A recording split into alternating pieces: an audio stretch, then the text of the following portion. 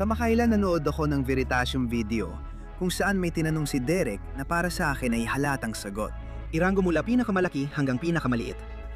Universo, mga galaksya, mga bituin, mga planeta, at mga buwan. Nagulat ako sa sagot nila. Masasabi kong ang buwan marahil ang pinakamaliit. Sasabi kong ang mga bituin ang pinakamaliit. Pero ang araw ay isang bituin.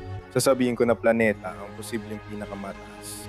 Hindi kami major sa astrolohiya. Sa tingin ko, dapat nating ilagay sa perspektibo kung gaano kalaki ang universo mula sa pinakamalalaking planeta at bituin hanggang sa tunay na di kapanipaniwalang laki ng mga supermassive black hole. Tara, maglakbay tayo. Sigurado akong hindi ko na kailangang sabihin sa'yo na ang araw ay mas malaki kaysa sa mundo. Marahil, nakita mo na ang mga video at larawan ng ganitong paghahambing. Kapag naririnig ko na ang araw ay 110 beses na mas malapad kaysa sa mundo, mahirap para sa akin na tunay na maunawaan kung ano ang itsura ng sukat na yon. Kaya naisip ko, bakit hindi ko na lang ipakita sa'yo? Sa demonstrasyon natin, isang butil ng bigas ang simbolo ng planetang daigdig. Bawat tao na nabuhay at malamang na mabubuhay pa ay mula sa maliit na butil ng bigas na ito. Kailangan lang ng 13 daigdig o butil ng bigas para mapuno ang Jupiter. Ganito ang itsura nito at alam ko ang iniisip mo. Paano naman ang araw? Aabutin ng 1.3 milyong daigdig para tuluyang mapuno ang araw. Tandaan, bawat isa sa mga butil ng bigas na ito ay kumakatawan sa buong daigdig. Bawat tao na nabuhay at malamang na mabubuhay pa ay mula lang sa isa sa mga butil na ito. Sa lahat ng masa sa ating solar system, bawat planeta, asteroid, kometa, buwan at syempre ang araw. 99.86% ng lahat ng masang iyon ay nasa araw. At halos 70% ng maliit na natitirang bahagi ay kinukuha ng Jupiter at Saturn. Ang masa ng ating daigdig ay halos wala na sa sukatang ito. Sa tingin ko, hindi mo talaga alam kung gaano kaliit ang Mercury. Talagang napakaliit ng Mercury. Mga 40% lang ng laki ng daigdig. At bahagya lang itong mas malaki kaysa sa ating buwan. Kasya mo ang buong Asya sa Mercury. Sige, ang hawak ko dito ay isang totoong scale model ng daigdig at ng buwan. Kung ganito talaga kalaki ang daigdig, ganito lang kaliit ang buwan. Kung ganito kalaki ang daigdig at buwan, sa tingin mo, gaano kalayo ang iikot ng buwan mula sa daigdig? Karamihan sa mga tao ay nagsasabi na siguro ganito lang kalayo o baka dito lang. Pero sa totoo lang, mas malayo pa. Kaya may scale model tayo ng daigdig at buwan. Ipakikita ko sa inyo kung gaano kalayo ang orbit ng buwan mula sa daigdig. Maaaring isipin ninyo na sa sukat na ito, ganito lang siya kalapit. Pero sa totoo lang, nandito talaga siya. Malayo. 4.6 na metro ang layo mula sa daigdig. Sa totoong sukat, katumbas ito ng humigit kumulang 300,000 milya. Alam kong kakaiba ang paghahambing ng sukat na ito. Pero totoo ito. Sa katunayan, napakalaki ng distansya sa pagitan ng daigdig at ng buwan na maaari mong ipasok ang bawat planeta mula sa ating solar system sa pagitan ng agwat na yon. Mapapaisip ka talaga na talagang kahanga-hanga ang mga misyon ng Apollo papunta sa buwan. Bago tayo magpatuloy, gusto ko munang pasalamatan ng Odoo sa pag-sponsor ng video na ito. Ang Odoo ay all-in-one management software na tumutulong sa mga negosyante maabot ang kanilang layunin. Marami silang mga aplikasyon na maaari mong subukan, pero isang bagay na nahanap kong interesante ay pinapayagan kanilang maglunsad ng e-commerce site nang walang abala. May AI na silang tumutulong para mas maayos ang estruktura ng online tindahan mo. Pwede mo lang piliin kung anong klase ng website ang gusto mo para sa iyong particular na negosyo at kung ano ang pangunahing layunin mo sa site. Pagkatapos, kailangan mo lang isumite ang logo ng iyong brand o gumamit ng isa sa mga pre-made na palette nila at piliin ang mga particular na pahina at features na kailangan mo sa iyong site. Pagkatapos, hayaan mong gawin ito ang trabaho. Madali lang ang sistema at proseso. Hindi kailangan ng coding knowledge. Pwede mong ganap na i-customize ang iyong website at may handa ito para magbenta ng mga produkto sa loob lang ng ilang minuto sa pamamagitan ng simpleng pagdagdag ng produkto, pagtatakda ng presyo at paglalagay ng ilang larawan. Pinakamaganda, ang unang Odoo application mo ay libre habang buhay. May unlimited hosting at suporta. Libre kang bibigyan ng custom domain sa loob ng 1 taon. Bilang negosyante, nakikita kong talagang sinusuportahan nila ang kanilang application at pinaninindigan ang sinasabi nila. Kung may 2 o higit kang application, pwede ka na mag-upgrade sa kanilang abot-kayang bayad na plano. Kung negosyante ka at interesado, i-click ang link sa taas ng deskripsyon para makita ang Odoo. Sa paggawa nito, sinusuportahan mo ang channel. Tara, tingnan natin ang mga tunay na malalaking bituin. Ang Veritasium na video na ipinakita ko sa iyo ay pangkalahatang tumatalakay tungkol sa laki ng mga bituin. Pero marami iba't ibang uri ng bituin at malaki ang pagkakaiba-iba ng laki nila. Ito ang pangunahing dahilan kung bakit marami mga bituin sa ating kalangitan sa gabi. Ang mukhang magkakaiba para sa atin dito sa daigdig.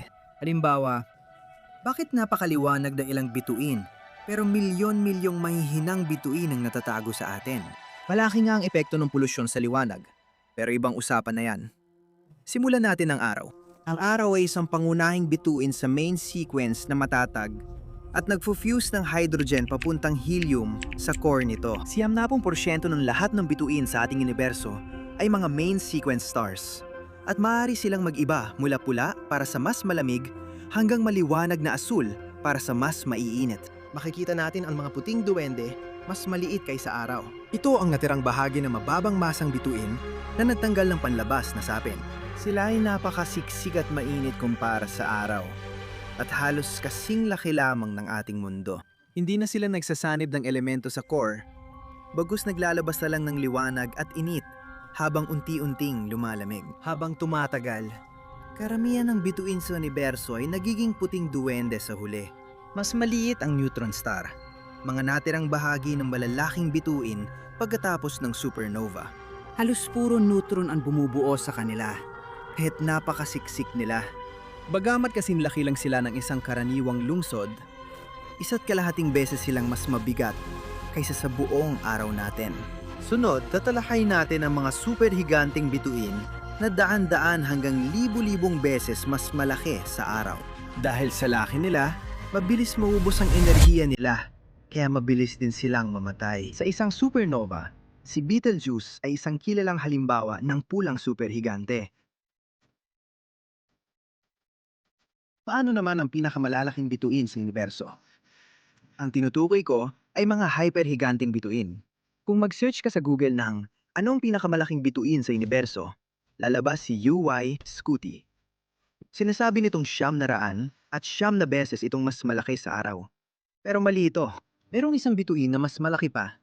At sa totoo lang, nakakatakot ito. Kilalanin si WOH G604, isang kakaibang pulang hypergiant na bituin sa malaking Magellanic Cloud.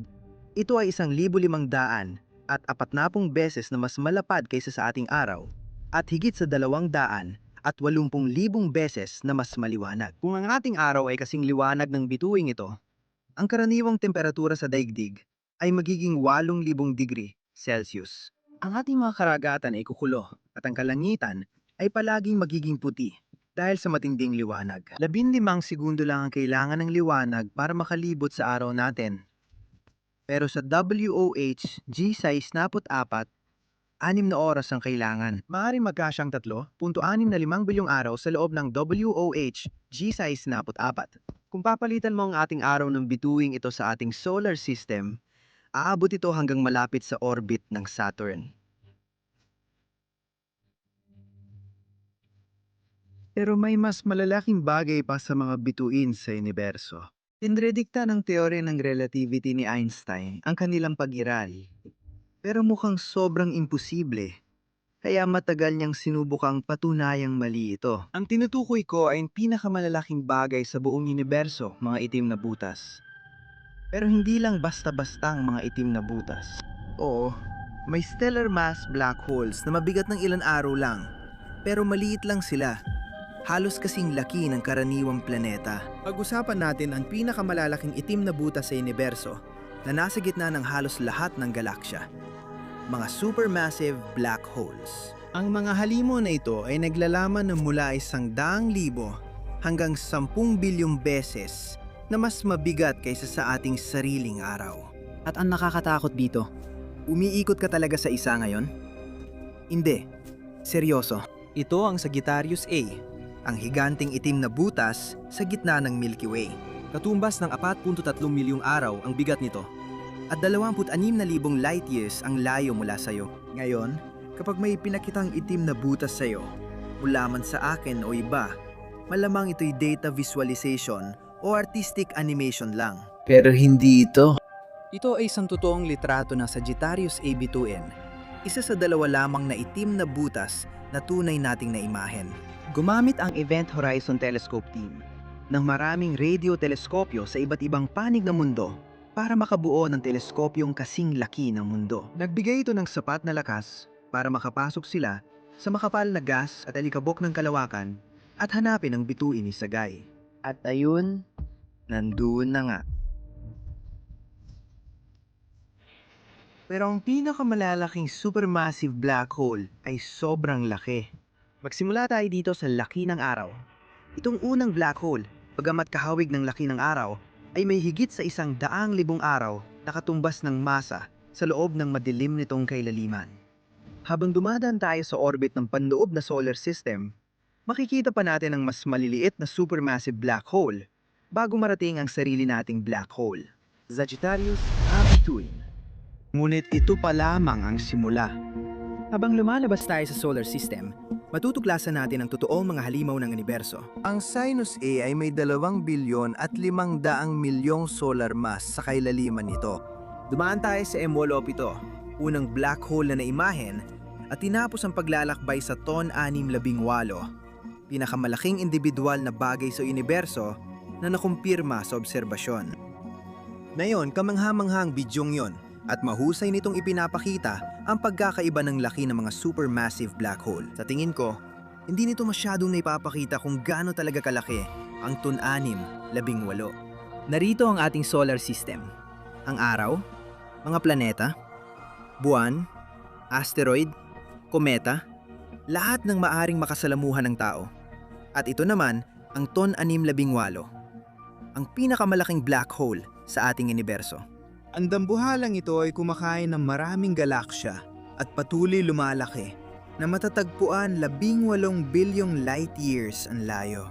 Maaring magkasyang 11 solar system na magkakatabi sa loob ng hangganan ng event horizon nito at naglalaman ito ng halos 70 bilyong araw na katumbas ng materya. At ang nakakabaliw dito dahil napakalayo nito. Ganito ang itsura nito 10 bilyong taon nang nakalipas. Siguradong mas malaki na ito ngayon.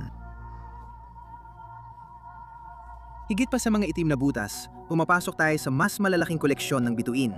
Siyempre, tinutukoy ko ang mga galaksya. At ikaw ay nasa isa ngayon na matatagpuan dito sa paligid. Ang ating galaksya, ang Daang Gatas, ay tahanan ng 100 bilyong individual na mga bituin at sumasaklaw ng humigit kumulang 100,000 light years ang lapad. Pero paano ito ikinukumpara sa pinakamalaking galaksya sa universo? Ito ang Index Catalog 1101, ang pinakamalaking galaksya na alam natin sa universo. Naglalaman ito ng 100 trilyong mga bituin at may sukat na 5.5 milyong light year ang diametro. Kung ikukumpara sa diametro ng ating galaksya na 100,000 light year, napakaliit natin. Lahat ng mga bagay na ito, mga bituin, planeta, itim na butas, galaksya, lahat ng ito, malinaw naman, gaya ng ipinakita natin, ay sobrang laki. Pero ang mas malaki pa ay ang universo mismo. Ang kalawakan na naglalaman ng lahat ng dambuhalang bagay. Ang liwanag ang pinakamabilis na naglalakbay sa universo. Limitadong 300 milyong metro bawat segundo. Kung nilipad ka sa paligid ng daigdig sa bilis ng liwanag, ganito ang itsura. Mas mabilis pa sa kisap mata, 0.13 segundo lang. Malinaw na, sobrang bilis nito. Pero kahit maglakbay ka sa bilis na ito, aabutin ka pa rin ng 8 minuto bago marating ang araw. 4 na taon bago marating ang pinakamalapit na bituin. 2.5 milyong taon bago marating ang Andromeda. At 45 bilyong taon bago marating ang dulo ng ating nakikitang universo. At syempre, hindi naman talaga walang laman ang universo. Puno ito ng mas maraming mga galaksya kaysa sa kaya mong maisip. Sa loob ng ating makikitang universo, tinatayang may 2 trilyong individual na mga galaksya, katulad ng ating Daang Gatas. At bawat isa sa 2 trilyong galaksya na yon ay punong-puno ng daan-daang bilyong, sarili nitong mga bituin, na napapalibutan ng mga planeta na kasing ganda at kasing salimuot ng atin. Mas marami pang mga planeta sa ating universo kaysa sa mga butil ng buhangin sa lahat ng mga dalampasigan at disyerto sa mundo at hindi pa nga ito magkalapit. Pwede mong bilangin ang 250,000 mundong may buhangin at mas marami pang planeta. Pero sasabihin mo pa ring, tayo lang ang may buhay. Wala akong maisip na mas nakakatakot pa kaysa sa ideya na tayo lang mag-isa sa lawak ng universo. Kaya mag-subscribe ka sa susunod.